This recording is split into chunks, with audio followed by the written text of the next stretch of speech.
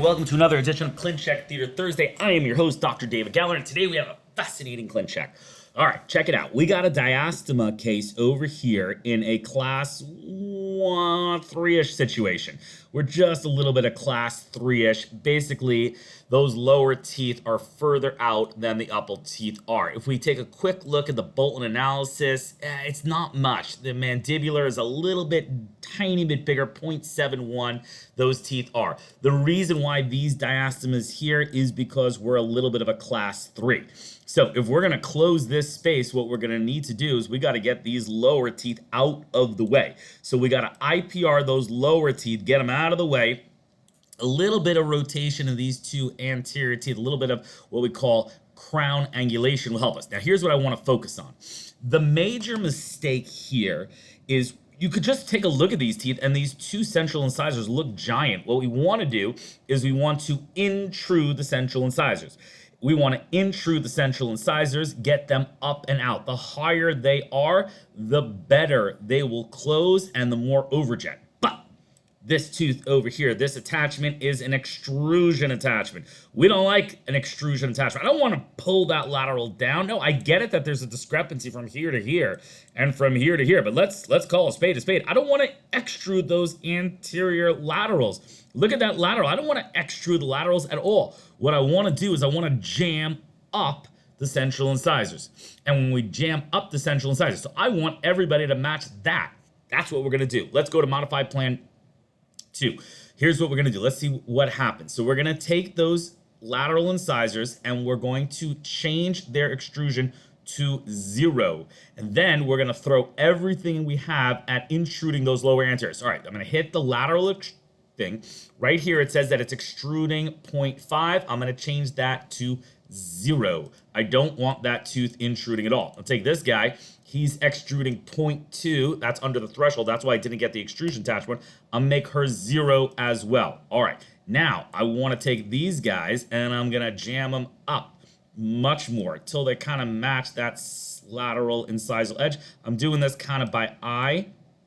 And I match this guy to this guy and this guy. Now that's a difficult movement to do, but that's what I want. That's what I want the end stage to look like. That's what I want to happen here. I want it going from that to that. That is the movement that I like. That is the movement that I want. That's what I want to see happening here. Okay? I want to see this attachment. Now because I'm not extruding it, I'm intruding it. I can even intrude this guy more. You know what? Let's intrude this guy as well. Let's throw him up there a little bit more. Boom, just to match that number 10.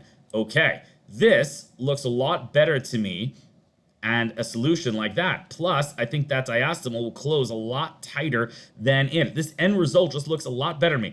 Let's go to the live update and we're going to ask it. The key here, while we're waiting for this to update, I noticed that the laterals were extruding in a non-open bite situation. Again, there was a discrepancy between the central incisors and the laterals, and what happened, instead of the central incisors intruding all the way, we had the laterals kind of extruding a little bit and the central incisors intruding. Now that's not a movement I want. I don't want laterals extruding in a non-open bite situation. So what we programmed instead is that the laterals stay exactly where they are, 0% extrusion. In fact, on number 7, 1.2, we asked for intrusion, and we're going to focus all the power of the clear aligner on intruding those two central incisors. Because visually, that was the thing that looked wrong. Now, again, it's a little bit of a Class 3, so we're going to need the IPR on the bottom. Let's see how the case changed once we did those live updates and made those changes to it.